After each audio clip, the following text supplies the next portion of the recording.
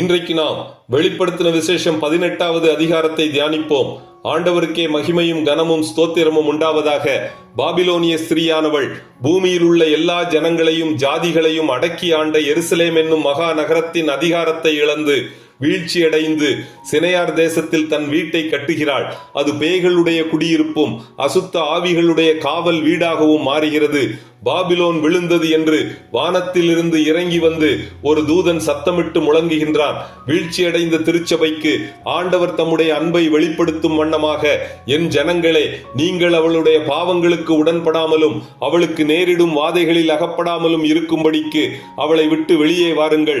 அவளுடைய பாவம் வான பரியந்தம் எட்டினது என்று கூறுகின்றார்.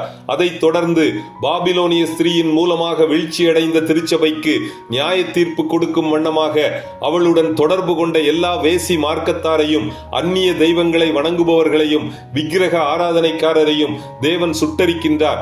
பாபிலோனிய ஸ்திரீயின் மூலமாக செல்வ செருக்காய் ஐஸ்வர்யவான்களாக வாழ்ந்த பூமியின் ராஜாக்களும் வர்த்தகர்களும் அவள் வேகிறதினால் உண்டான புகையை காணும் போது அவளுக்காக அழுது புலம்புகின்றனர். மாலுமிகள் யாவரும், கப்பல்களில் யாத்திரை பண்ணுகிறவர்கள் யாவரும், கப்பல் ஆட்களும், சமுத்திரத்திலே தொழில் செய்கிற யாவரும் தூரத்திலே நின்று அவள் வேகிறதினால் உண்டான புகையை பார்த்து தங்கள் தலைகளின் மேல் புழுதியை போட்டுக்கொண்டு, ஒரு நாளிகையில் இவள் பாழாய் போனாளே என்று அழுது துக்கித்து ஓலமிட்டார்கள்.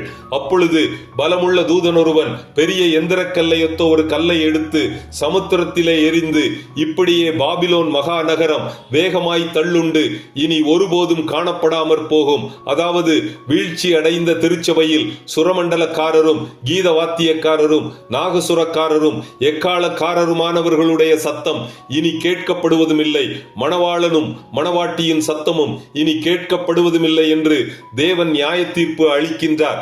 அப்பொழுது பரலோகத்தில் உள்ள எல்லா பரிசுத்தவான்களும் களி கூர்ந்தனர்.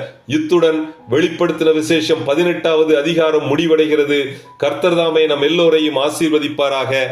ஆமென்.